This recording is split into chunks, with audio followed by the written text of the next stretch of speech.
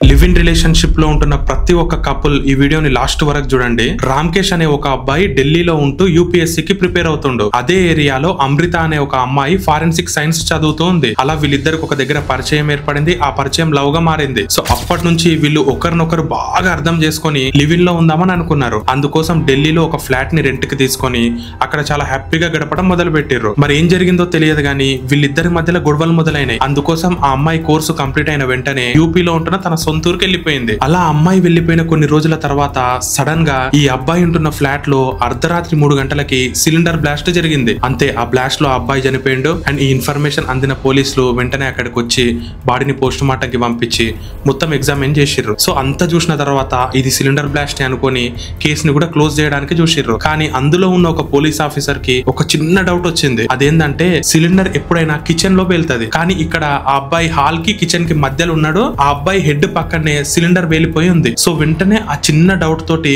వీళ్ళు మొత్తం కేసుని డీప్ గా ఇన్వెస్టిగేషన్ చేస్తే అప్పుడు ఒక భయంకరమైన ట్విస్ట్ బయటపడింది. అదేంటంటే ఈ బ్లాస్ట్ కి ఎగ్జాక్ట్లీ 20 నిమిషాల ముందు ఒక దూరం నుంచి ఒక సీసీటీవీ ఫుటేజ్ ని అబ్జర్వ్ చేస్తే ఎవరో 3 వ్యక్తులు మాస్క్ వేసుకొని ఆ ఇంట్లోకి వెళ్ళినట్టు తెలిసింది. సో వెంటనే వాళ్ళు ఎవరు అని బాగా ట్రేస్ చేస్తే ఆ ముగ్గురులో ఇతని గర్ల్ ఫ్రెండ్ ఒక అమ్మాయి కూడా ఉంది. ఆ అమ్మాయిని పట్టుకొని వచ్చి మొత్తం ఎంక్వైరీ చేస్తే ఆమె మొత్తం చెప్పింది. ఈ అమ్మాయి ఊరికి వెళ్ళిన తర్వాత ఈ అబ్బాయి మళ్ళీ కాల్ చేసి నువ్వు గనుక ఇప్పుడు రాకుంటే మన ప్రైవేట్ ఫొటోస్ వీడియోస్ మొత్తం బయటికి లీక్ చేస్తా అని బెదిరించినంట. ఆ అమ్మాయికి ఏం చేయాలో తెలియక ఎక్స్ బాయ్ ఫ్రెండ్ కి ఫోన్ చేసి అతన్ని పిలిపించుకొని అతనితో పాటు ఇంకొకరిని పిలిపించుకొని ముగ్గురు అక్కడికి వెళ్లి అతన్ని చంపేసి అదొక సిలిండర్ బ్లాస్ట్ లాగా క్రియేట్ చేసి అక్కడ నుంచి ఏం క్లూ వదలకుండా వద్దామని అనుకున్నారు. అండ్ ఆ అమ్మాయి కూడా ఫారెన్సిక్ సైన్స్ చేయడం వల్ల ప్లస్ ఈ క్రైమ్ వెబ్ సిరీస్ ఇవన్నీ బాగా చూడడం వల్ల ఆమె ఖచ్చితంగా ఒక్క క్లూ కూడా విడవకుండా ఈ కేసుని మంచిగా క్లోజ్ చేద్దామని అనుకుంది. కానీ ఇవన్నీ పోలీస్ వాళ్ళ ముందర నడవవు కాబట్టి ఆమె ఒక చిన్న తప్పు వల్ల దొరికిపోయింది. అండ్ ఇక్కడ ఇంకొక ట్విస్ట్ ఏంటంటే వీళ్ళు ముగ్గురు అక్కడికి వెళ్లి ఆ వీడియోస్ ఉన్న హార్డ్ డిస్క్ ని తీసుకొని అక్కడ నుంచి పారిపోయి వచ్చిర్రు.